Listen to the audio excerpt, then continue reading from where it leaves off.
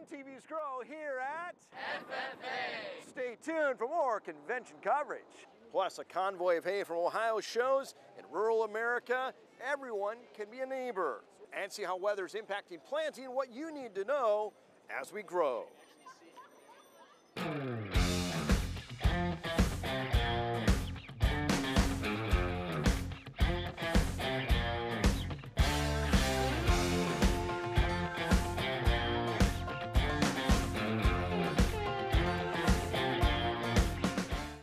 Nebraska ranchers find relief as a caravan arrives bringing much more than hay. Those convoys also bringing hope, showing in rural America, even those 800 miles away can still be neighbors. It's hard. For the young. It's hard to come back from this. And experienced ranchers. It just came up so fast. Through the storm. Pretty much isolated my herd and stuff. It has been the roughest calving season we have ever had, and we don't ever want to see another one like it. As Heidi Riesland cradles her 3-year-old Chance, farm families feel like they've been through the ringer. And everybody is exhausted. Many lost cattle to extreme cold and flooding. Surviving livestock are in rough shape. They were just so weak, you know, a lot of them are just so stressed out. Especially smaller operations, that can be pretty devastating. Hay for bedding and feed is hard to come by. There's a lot of mud to be had around here. Close, Nate. An Ohio farmer who met Cody and Heidi Riesland on a trip felt the need to help out. Just really good friends with the wife and I. He said, "What do you guys need?" It started with 2 guys, which quickly turned to 5, then 25. It's just been an outpouring of support, and we're very gracious to do what we can, being fellow farmers and cattlemen. They loaded up at the Fulton County Fairgrounds in Northwest Ohio. 873 miles later, the convoy arrived in central Nebraska. It wasn't an easy trip. They've blown a lot of tires. Along the way, strangers donated for food and fuel. Very, very humbling. Every bale goes to a farmer in need. A lot of them don't want to admit. So, folks not used to accepting help. For storm-battered ranchers, this is a reprieve. And just to get everybody together and enjoy some happiness that's happened. Separated by hundreds of miles, they feel like neighbors. Farmers helping farmers. We don't care if you live a mile down the road or 2,000 miles across the U.S. We're here to help each other. Feel super blessed. Those on the receiving end say the time will come when they pay it forward. So I just hope someday I could return the favor. We can get through this, and we've got this. Senator Ben Sasse seeks regulatory relief for farmers and ranchers. We're not talking about a days and weeks recovery. We're looking at months and years. Senator Ben Sasse says from the damage he's seen and the stories he's heard, recovery will be a long road ahead. The senator says the magnitude of flood runoff and the conditions that cause the flooding have set records, calling it the biggest natural disaster in Nebraska. In a typical year, in March, you get about 2.9 million acre feet of snow that melts in the month of March. 2.9 million acre feet of water in March. The all-time record had been 7.3 million acre feet, and that was in 1952, produced massive flooding. This year we had more than 11 million acre feet, so 4 times a normal March. Senator Sasse says he's proud of his state, seeing so many people come together during a tough time, but wants to make sure state leaders and government groups are doing their part.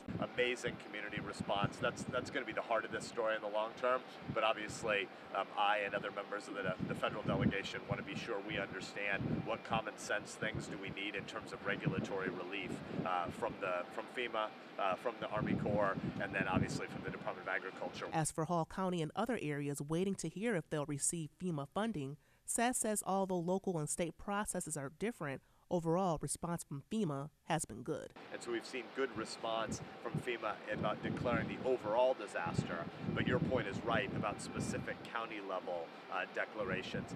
FEMA needs to move quicker on that, but I think we've seen some acceleration from them.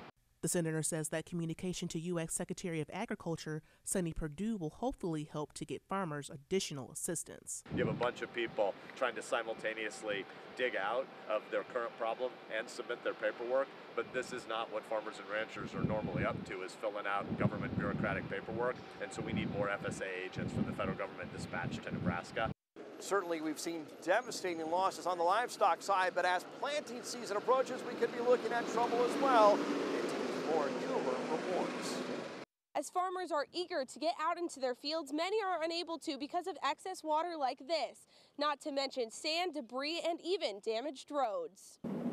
2 weeks. That's all farmers have until planting season officially begins. But one Dannebrog farmer says he won't be able to start planting like he normally would. We're probably at least like a month away unless we have a lot warmer weather and stuff like that to dry up the moisture. Kroger explains it's a waiting game as parts of his fields are still covered with pockets of water and even some debris. The ground is really saturated. And so, I mean, just to even get a tractor or anything to do any field work whatsoever, you would get stuck quite a bit. And so we need the water to naturally just soak away so that way, you know, we can do the field work. So, you know, we're thinking maybe, you know, towards the mid-May. A Nebraska Extension educator says just looking at how things are from the recent floods, it's important for farmers to take it one step at a time. A lot of these guys are anxious. They want to get out there. We haven't seen near as much traffic in the fields lately like you would in previous years, and I know that makes these guys a little concerned. But just being able to be patient, getting out there when the time is right.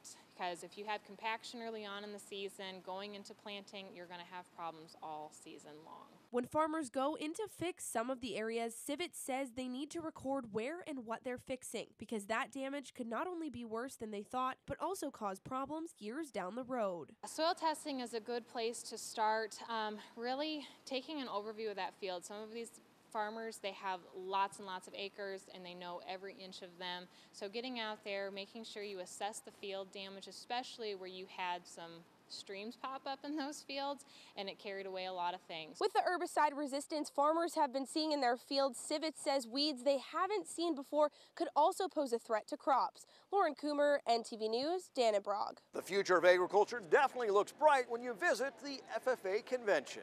There continues to be positive momentum for FFA and ag education in Nebraska as more schools continue to add programs, and some existing programs add a second, or in some cases even a third teacher. Those from the State Department of Education say there's an emphasis in schools these days to meet the demand for high-skill, high-wage jobs, and ag education plays a big role in that. So we're seeing a lot of people going into the science and the business side of agriculture. And with that high demand, especially here that we're seeing in Nebraska, we're meeting those needs by addressing that in the classroom and making sure that our teachers are prepared, and then also partnering with business and industry to have those experts come in and help prepare their future employees meeting those. 7,000 kids took over Pinnacle Bank Arena along with their guests. They have been taking part in contests, workshops, interviews, and leadership programs, and things culminated with the introduction of the team that will serve as state officers for the year. Up next, more on what farmers need to consider before they plant in flood-affected areas. And later, we honor our farm family of the month. Hi, my name is Krista Myers. I'm from the Ravenna FFA chapter. I love FFA because it helps me prepare for my future career.